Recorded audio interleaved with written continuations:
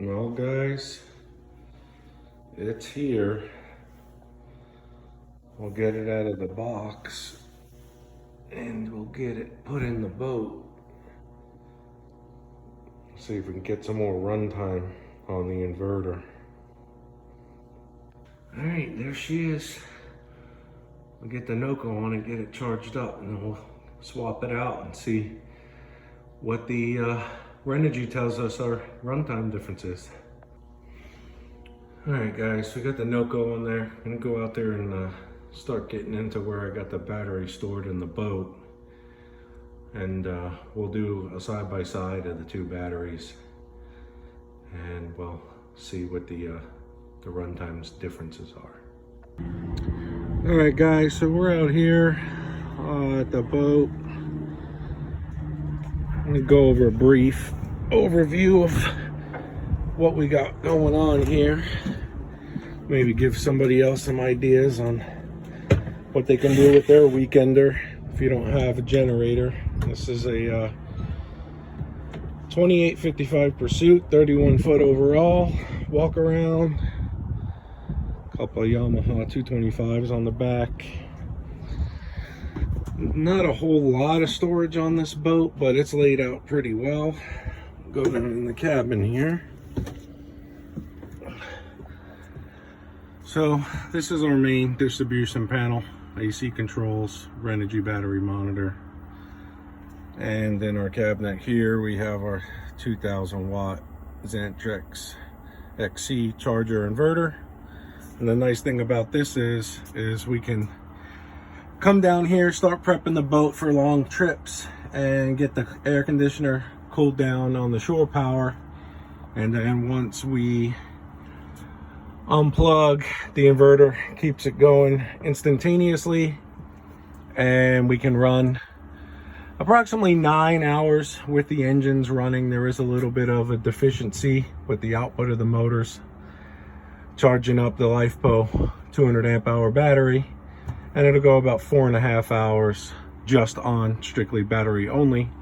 And that is why we wanted to upgrade the battery, to get us a little bit more runtime, longer trips. And then especially if we're just day tripping, we don't have to bring a portable generator or anything. We can keep the air going for probably the entire day, if not most of it. So that's just a quick overall overview. We'll turn the air conditioner on and see what kind of current we're drawing. I mean, we got the battery charger on for the boat house battery and cranking battery, so let's turn that guy off. And then we'll go unplug the shore power and crank the air conditioner on. You can see energy showing 199 amp hours remaining. It's sitting in a state of float charge. So let's crank the air on.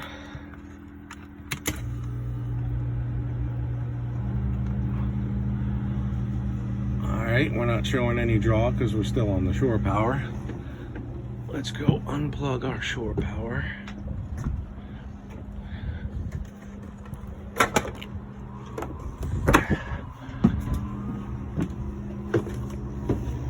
Okay, so as you can see,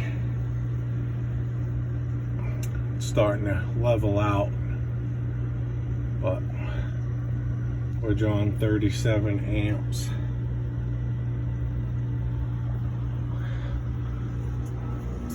Inverter is showing 430 watts. And the battery monitor is starting to calculate down. It should go down to about 4.5 hours. Let's see.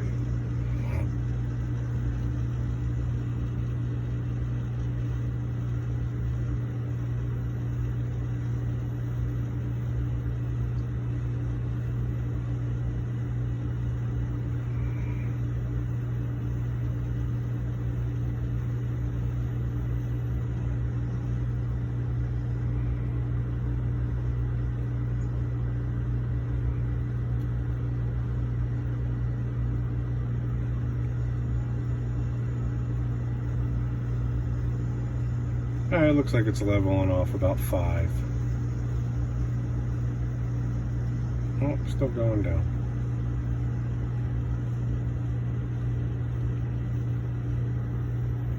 There we go, 450 leveled out.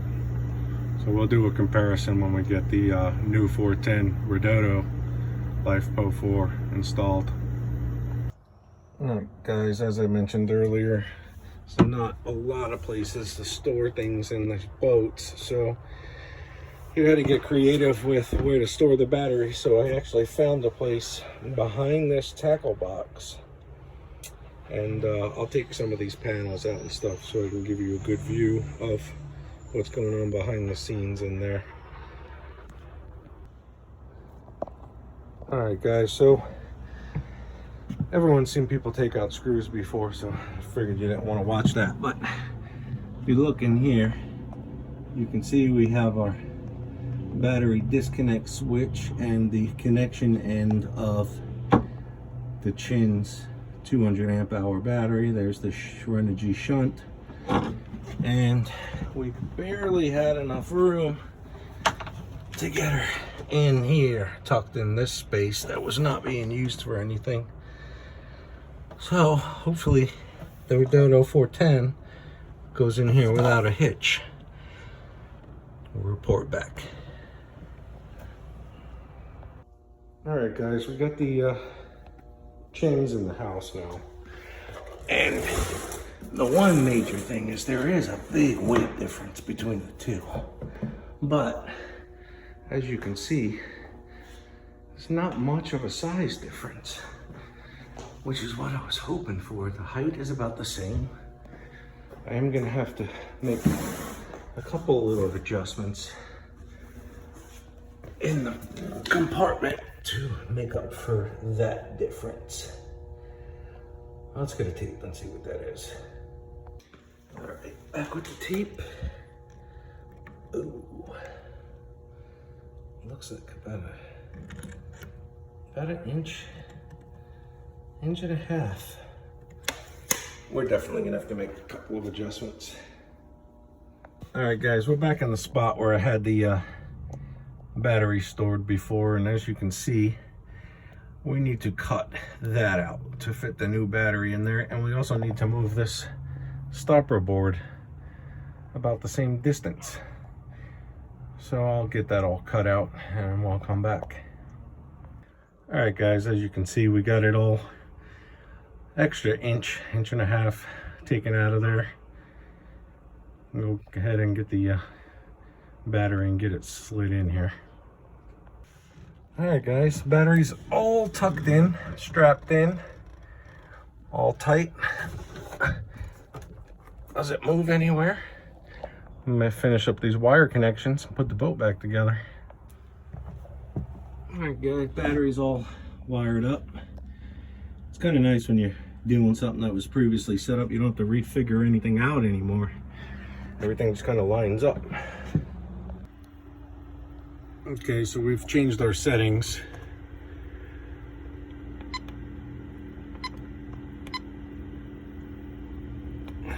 See, we set it to 410. Our alarms. Go back, and it's saying 49%, but we'll reset it when it gets fully charged. I'll manually reset it to full, and you can see I turned the inverter charger from 20 to 80 amps to try to cut the time down. We'll come back and see what the Redodo says we have runtime with the air conditioner with the new 410 Redodo Lifopo battery. All right, it's the next day, and gave some time for the battery to be fully charged up, but we're going to do the test now and see where we end up. So let's go ahead and kick this air conditioner on and see what happens here. Oh, we're in the timeout. All right, air is on. Let's shut the shore power off.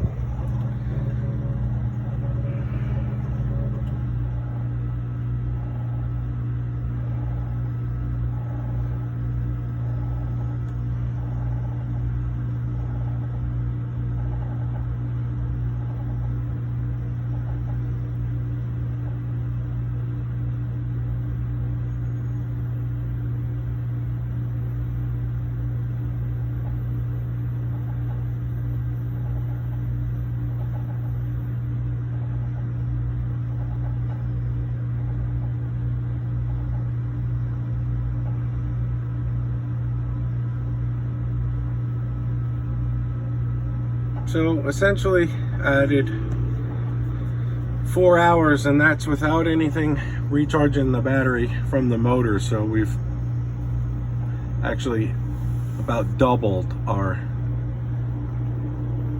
cycle time for the inverter running the air conditioner without any input. So yeah, this is definitely going to help, and I hope this video helped anyone looking to